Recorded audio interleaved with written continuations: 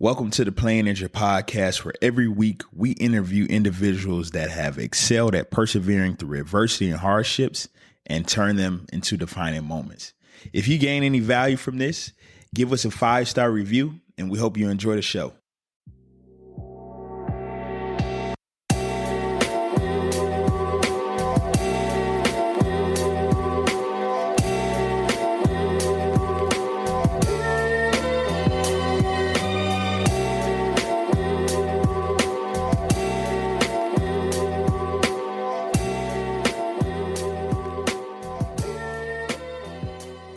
Welcome to another episode of Playing Ninja. I've been looking forward to this episode for a while now, actually. I get the chance to speak with an internationally recognized inspirational keynote speaker, an author, scuba diver, black belt, but she's also the first armless pilot. Jessica Cox, I appreciate you coming on. Thank you, Josh. Glad to be on and glad to share a little bit with your listeners. Yes, I love it. And so I always love starting off conversations with how you spend your time today and who is Jessica Cox today? Well, you mean today as in like all of Monday? How did I spend my time? Is that your question? No, not just Monday, but who you are right now as a person. And present, okay, great. Present time. Well, I think that's great that you asked the question, because I think we are always so caught up on moving forward and doing the next thing that we don't really look back and kind of reflect over what we've accomplished. And that's just as important as moving forward with a new goal. And who I am today is definitely different in different areas. I mean, I would say that I am now married. I've been married for 9 years.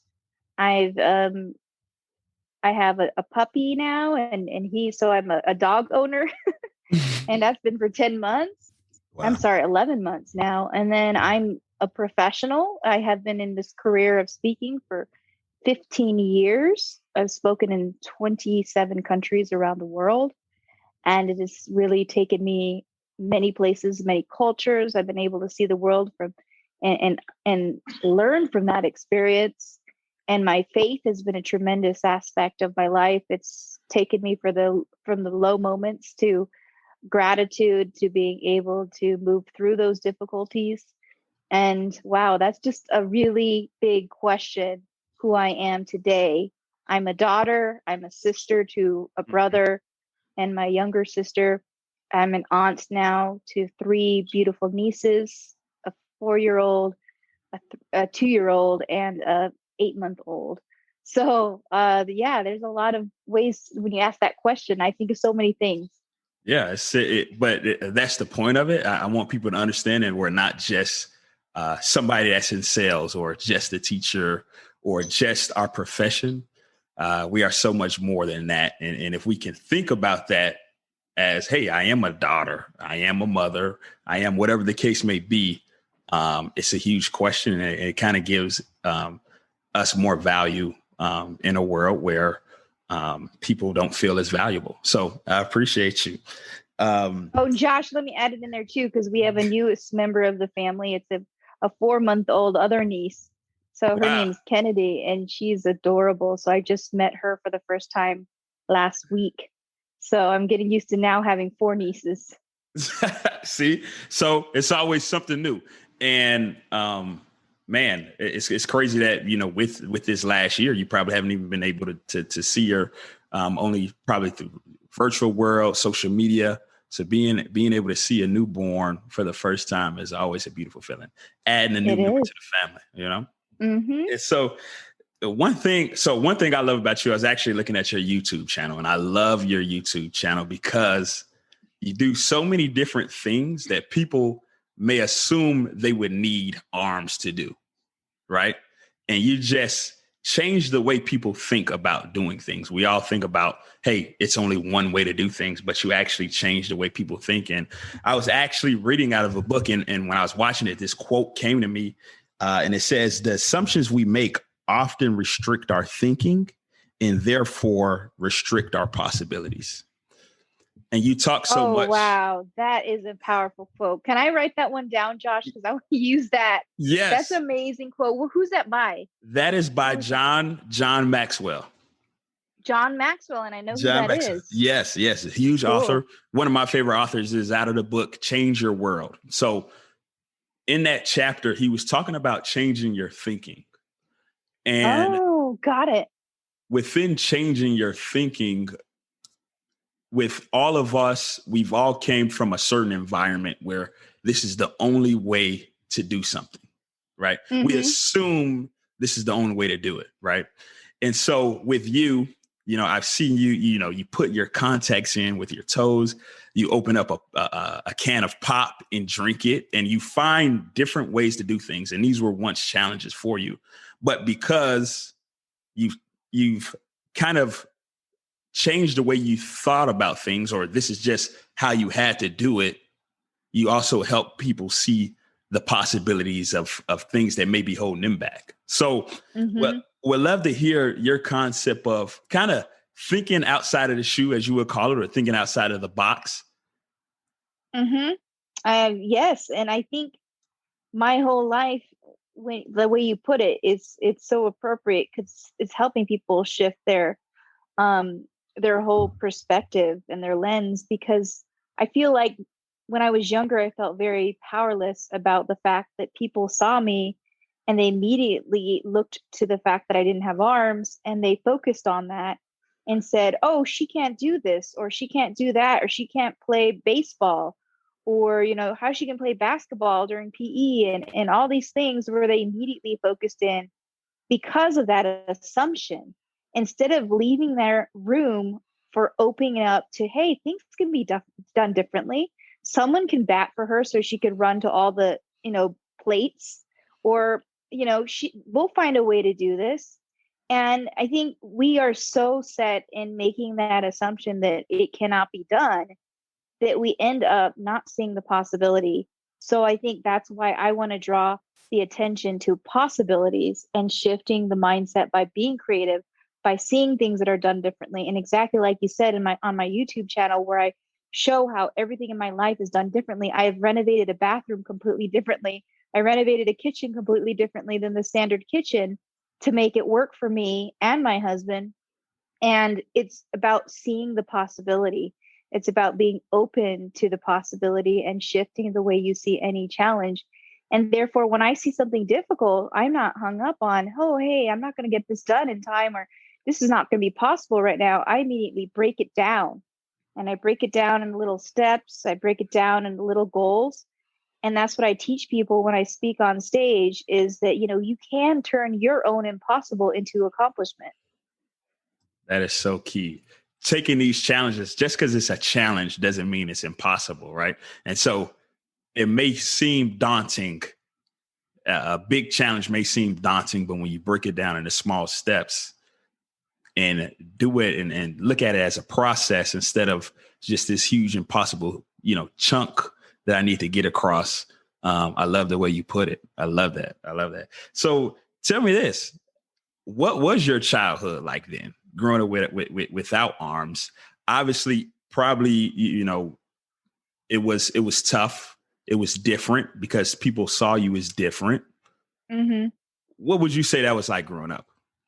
It was rough growing up because, I'm an adult now and I can command or insist on this perspective of possibility as an adult. But Mm-hmm. when you're a child and you can do it, because I had wonderful parents who told me I can do it, but then you have these people who are more powerful than you, whether they're older than you, whether they're the school bully, whether they're people who haven't been able to see past the obvious. Right. They end up pushing their expectations. They're the ones who disable you. Mm-hmm. And that was really hard because I was this person inside who really believed that I can do it.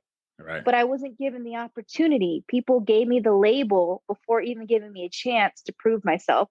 So my whole life became much about proving that it is possible and that I can do it. And now as an adult, I can live that life. But as a child, I was powerless, and it made me so angry and frustrated at times that Sometimes I just threw tantrums, and other times I would really lash out with anger and frustration, and there was just no way to console me at times, and it made it really tough. And then being picked on for being different, for being doing things in a unique way, which I love now as an adult, but as a kid, if you're different, it gives up. You become a target of bullying, Yeah. and you become a target of being isolated or stared at or pointed at or called names. And it made it really rough growing up. But I had to develop a pretty tough skin, and I feel blessed that I had some wonderful parents of phenomenal faith that kind of helped me lift me up from those difficulties. Yeah. Isn't it crazy how, first of all, as a kid, you want to fit in. That's kind of like your number one goal as a kid, is to fit in. Whether it's the clothes you wear, the music you listen to, pretty much everything you do is to fit in and to be like the cool kid, or be a part of what other people are doing. And then another thing, it's crazy how when you get older, you realize, hey, those kids really didn't know any better than you thought they did at the time, right? You thought they were so great, and you thought you get older and you realize, hey, teachers aren't always right. Teachers don't know everything about you. They don't know everything about success when you get older. But as a kid, you feel like they have all the authority, and they know everything. And when you get older, you just become more aware. And I love that. So talk about this as a kid wanting to fit in, right? I know you had some prosthetic arms, right? You grew up with prosthetic arms, but it didn't feel right for you, right? Trying to fit, trying to conform. What was that process like, kind of realizing who you were, and living out your truth and being who you were born to be? Well, we're all social beings, and ultimately we want to be understood, accepted, and loved. And Right. we will go out of our way to do those things, to be able to accomplish those things, even if it makes us uncomfortable.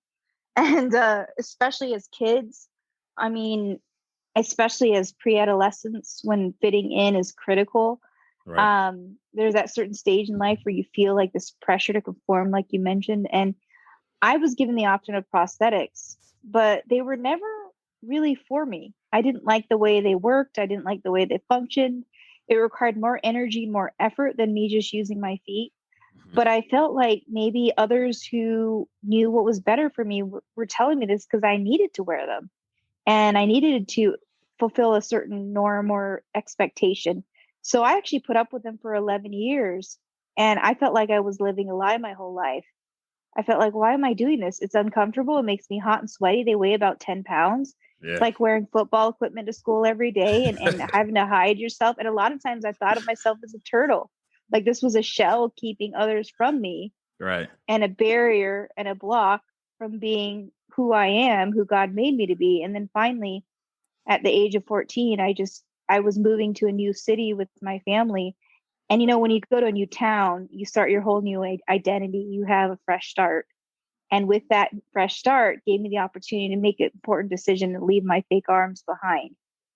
And I did. And I never realized that decision in life was the best decision I ever made, one of the best decisions I ever made, and would carry, I would be able to take that story to the stage to so many thousands of youth, thousands of people who are having to feel the pressure of conformity every single day, and tell them, forget about it. Stop living a fake life, Yeah. and you can do it, reminding them that they have that strength to do it. So that's why I didn't know then that it was the best decision, and it was going to be used to help inspire other people. Yeah. And I think a lot of people are scared to be different, or to live their truth. What was kind of your mindset and your process of just facing that fear head on, and just, obviously you knew, hey, people will look at you differently. People may look at you weird. How did you just face that fear and not worry about it, and then kind of just did what you wanted to do?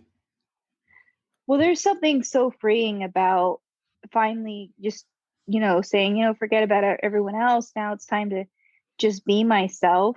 And there were still moments of weakness throughout that process, but I think finally just coming to that acceptance and confidence that I could do it was so powerful. And that's what, and the courage which it took to finally, leave them behind, leave the conformity behind. That courage was something I was fortunately blessed with from the beginning, being a courageous person, because I needed to be, because I Right. needed to be courageous to do the things that I did. And so I just kind of gathered that courage to be able to go out there and finally just say, you know what? And it's so funny because it required more energy of me to try and conform than to Mm, finally just be myself. It was more energy and effort so trying true. to be what everyone else wanted me to be that versus being who I really am. That is so true. That is so true. And it just feels right when you do according to your own values, when you live according to your own values and be who you actually are. It's just so easy. It's easy. It's hard at first, maybe, but it becomes easier as time goes on, as opposed to you conforming, which is maybe easy at first, that instant gratification of acceptance, but it becomes harder and harder as time goes on. Um, I love that. I love that. So, talk about this. What got you into flying? How did that come about? And obviously, you may have had some self-limiting beliefs, like, "Hey, the first thought is, how could I fly a plane?" What made you get into being a pilot?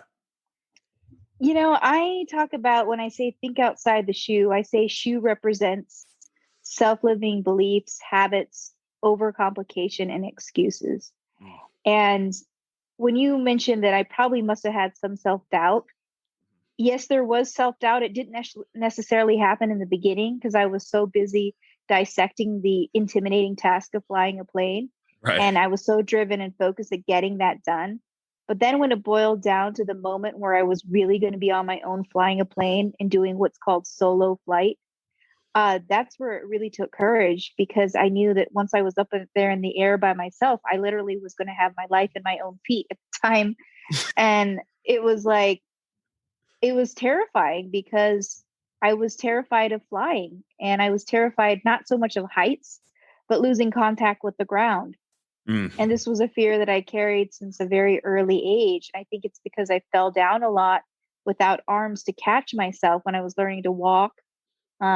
You usually catch yourself if you fall. You watch toddlers how they fall all yeah. the time, but they can catch themselves. Right. But I'm not able to do that. So I felt like maybe I had, I was that fear of losing contact with the ground was manifesting in my pursuit of flying. And then I had to overcome that fear, the emotional aspect, Mm, which is even more difficult than the physical task of flying a plane without arms. I know right. people don't think that's true, but it's really true because it's those emotional things that hold us back. Right. And that's what I had to overcome. Yeah, and so you talk about it's just crazy because you realize where that fear came from. You became aware Hmm. of where that fear came from. It didn't just come out of anywhere. That fear came from something, and I think a lot of us have to kind of think back of where that fear is coming from to be able to defeat it and understand that, hey, yeah, I did fall a lot when I was young, but it doesn't have to be my reality now. And so let's Hmm. go ahead and have that courage to do what we need to do and accomplish what we want to. So I love that. I love it. So Yes. And yeah, go ahead. I I was know. just saying, yeah, I love that you said that because so much of us live a life with something traumatic that happened at some point in our life, whether it was falling and face planting into the ground, or whether it was something traumatic that was imposed on us at a very early age. And unfortunately, we kind of those things affect us throughout our whole life. But if we become aware of it, like you said, and we conquer it by first bringing awareness and overcoming it. Yeah, that is so key. And so talk about that process. What was it like actually flying a plane for the first time by yourself and just doing it and doing it armless? Like that has to be a beautiful feeling to be able to do that. Wow. Well, it was life changing the moment I landed that plane and got out of that plane. The reality that I really did that in the moment of it, I'd say I was so focused that it didn't Right. even hit me the impact of what I was really doing. And but the moment I landed and walked away from the plane, drove away from the airport, and looked back at what I really did, I just kept a smile on my face for the rest of the day. And you couldn't take that smile off my face no matter what you did, because I had in my mind an ultimate version of the ultimate version of freedom, independence, and empowerment, flying a plane by yourself and Right. recognizing that if I can do this, then heck, I can do anything. And I'm pilot in command here of the things that happen in life, and recognizing that accountability is so vital. That is so cool. Because I think, first of all, people just don't think that it's possible, right? To be able to do that.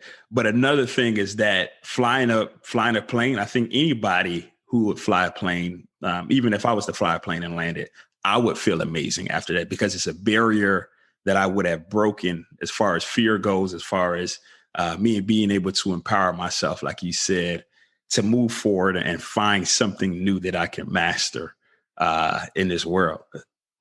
So what about the things that you've done now? After that, what did that do for you as far as your life goes? You being able to fly that plane for the first time, how has that changed the way you thought about everything that you can do in life now? Well, flying that plane made everything else look pretty easy. That was one of the most demanding things, emotionally, physically, mentally, to fly a plane with your feet, and to, take all these other factors like the wind and the weather and all these factors that come into play. So it kind of shifted the perspective of things that seemed difficult. And it really helped me to take off in not so much a literal way, but in a way that I was able to take off in my career. My career just really like exploded at that point, because people wanted to hear the story. How'd you do this? How can we accomplish our own impossible? Mm-hmm. And it was really a key to me getting exposure internationally. As I mentioned before, 27 countries, speaking for really wonderful conventions, being invited to do TED Talks, Mm-hmm. TEDx Talks, and just it really made people interested in it, and really interested in how they could overcome their own impossibilities. Without a doubt. Well, winding down, would love to ask you, what do you feel like is holding people back from maybe achieving their own impossible thing that's holding them back in life? Anything that's holding people back, what do you think is one key thing that they can think about or they can do that may help them moving forward? Well, one thing is, the moment you think of impossible, just take that out of your mind, because belief, it really starts with belief. And if you can see something and it looks intimidating, and you immediately, just say in your head, oh, I can't do it, you've already set yourselves up for failure. You have to start with a belief system that's positive. That's, how can I make this work? I'm going to find a way. I know it's going to take a while. It's not going to be easy. It's not overnight. This is going to take some time and creativity and effort and energy, but that's okay, because I can do it. And belief is where it starts. And I think that's what the answer is to your question, is that we need to start with that I can attitude. I love it. Well, Jessica, your story is amazing, what you've been able to accomplish. There's so many things. I encourage so many people to go to your YouTube channel to see what you've done, your TED Talks. And then you also have a book, Disarm Your Limits, which is amazing. And so I appreciate you coming on and taking the time and speaking on my podcast. Is a lot of value shared here. I appreciate you. Thank you, Josh. Thank you so much for inviting me. I'm just glad to be on. Thank you. Our brand design and strategy is by Tessa at 5footstudios.com. You can also follow her on Instagram at 5footstudios. Our music is by Lakey Inspired. Go ahead and subscribe so that you never miss an episode, and click the 5 stars to give us a rating. And most importantly, keep playing injured.